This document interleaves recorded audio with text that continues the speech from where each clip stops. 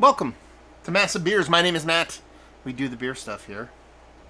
A little bit of other half up in this piece. A beer I've never had from them before.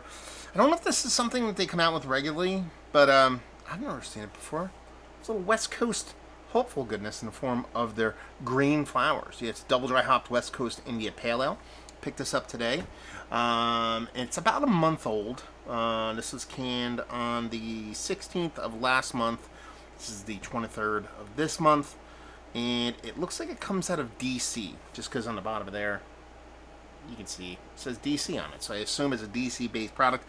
A lot of the other half stuff we get out of their New York main hub. So I don't know if this was brewed in a couple different locations.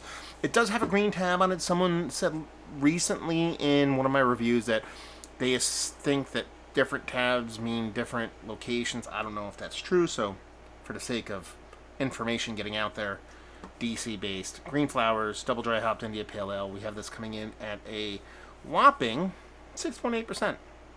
A crisp, clear, and modern West Coast IPA with notes of pineapple, citrus, tropical fruit, and a touch of dankness. So a lot of new school hops with an old school mentality, it feels like we have going on here. So let's dive into this sucker. See what we got going on. Yeah. Anyway, ooh, that is a dirty glass. It's not all that dirty. It's probably going to look fine on the pour, but it's just not the cleanest. I got to get my glass washing game out here in the shed on lock. Beer-wise, actually, let me move my camera just down here. It looks like it's up just a little bit too far. You could go a little bit further. Let's do that. How about that? That works for me. Label-wise, it's all right. You know, just hop cones on the background. Probably one of the more kind of...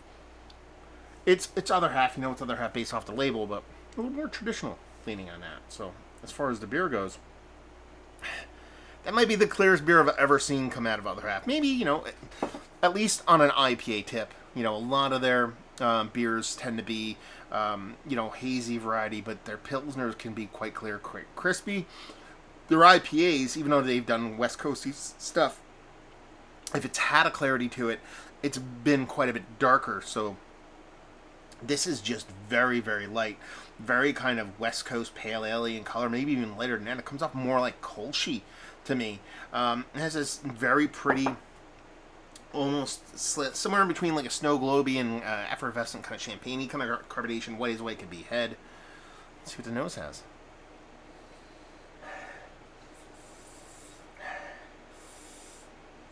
Yeah, I mean, it has this like sharp dankness to it that doesn't really get off all that funky, or not funky, all that resinousy. But you can tell there's a West Coast kind of influence here. Not getting much as far as fruit out of this, to be perfectly honest with you.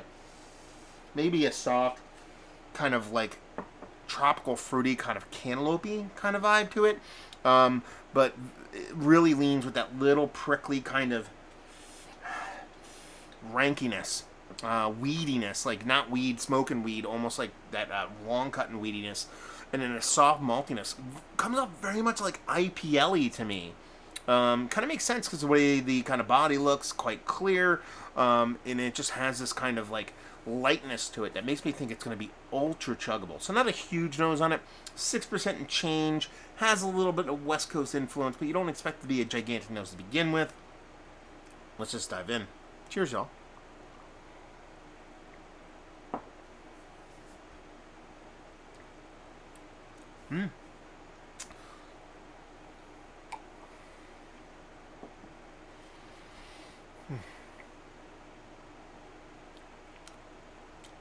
I like this a lot. It very much IPL territory for me. Very much like super lager, crispy level when it comes to the malt base on here. You know, typically when I think of West Coast IPA, you know, I think of a sturdy malt base. You know, obviously those West Coast resinous hops are the star of the show, but the foundation of it is typically this really hefty, really well done, really sturdy without being over the top kind of malt base to it. That's where this one kind of differs. It has very much a light malt base, very much kind of Pilsner, Kolsch kind of malt base on it, and the way it jumps out at you, the way it kind of affects your palate. But on the other end of things, when you start dipping into the hop spectrum of the beer, it is that resinous. It is that resinous, weedy, pulling behind or mowing a lawn kind of weediness kind of going on. It's not over the top. It's not jumping out. It's not punching you in the face on hops.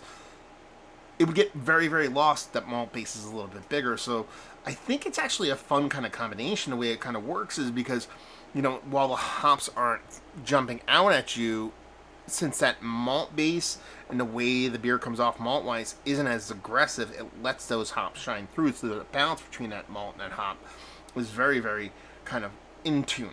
Very much in balance is probably a better way to put it.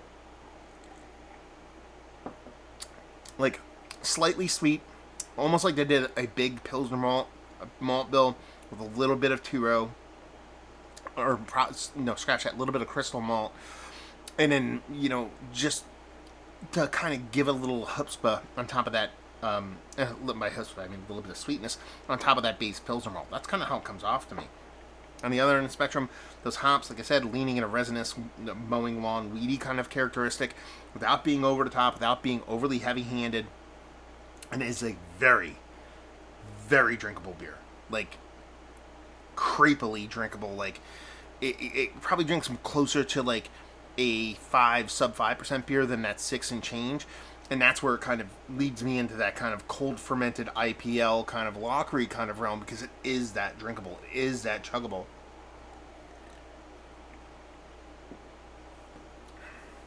Yeah, it's a weird beer in the sense that it's very, very, very, very, very much not other half. At least for me. Very much not other half.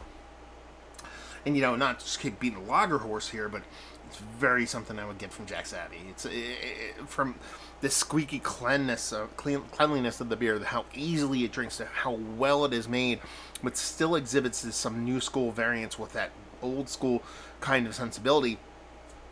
I really do like it. I really think it's a very tasty beer and a nice change of pace, honestly, from a lot of stuff that you get in, not just from other half, but a lot of the hazy beer producers of now.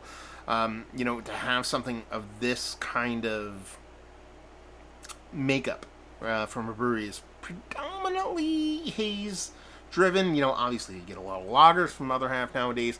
They've expanded their portfolio quite a bit with stuff outside the hazy game, so they're not a one-trick pony. But this I've never had before from them. Not that I have everything that they produce, but I've never had this kind of beer from them. This hyper-executed, razor-sharp, kind of clean kind of beer, while still expressing that hot presence. And I think it's a really cool kind of road they've taken. A little kind of deviation on what they normally do. I'm a fan. Let's put it that way. I dig it. I think it's quite fun. Is it one of the better West Coast IPAs that I've had as late? I've had better. It's in the conversation, eking towards the top, but it almost wants to be in its own category. Like I said, is it one of the better IPLs as of late? It probably would be Mount Rushmore status if it was that. But it's West Coast IPA, so we just put it on. It's very tasty. Value and availability, I want to see $17 a 4-pack. It is other half. Off the shelf. And leave you with, if you like what we like this. If you like IPLs, if you like squeak clean beers with a malt base and hops to boot, you will love this beer. You will. This is kind of wheelhouse for that. If you're traditional Ultra West Coast, I think you can find some really fun stuff in there, but it's just not going to be that for you. And if you're leaning in the other half and what they normally do, it's going to be a little of a departure. I would imagine this is probably getting decent scores in the Untaps and Beer Advocates of the world, but not exploding because it probably doesn't lean in the sensibilities of what a lot of people want. It says West Coast, it's not that. It's an other half beer, hoppy other half beer. It's not what they typically do, but I think it's really well done. Other half, have you been to the breweries? Have you been to ROC? Have you been to, several New York locations they have? Have you been to the DC location? Have you had this beer? Have you had this iteration of this beer? If it's been done before, please let me know, excuse me. But this actual batch, have you had it? If you had, let's talk about it down there. Anything other half related, or West Coasty, or anything you want to spout, toss it down there. So there you go. Reviewing the books. Hopefully you guys enjoyed. Hopefully you're enjoying a little bit of other half right now. Hopefully see you next time. Cheers, y'all.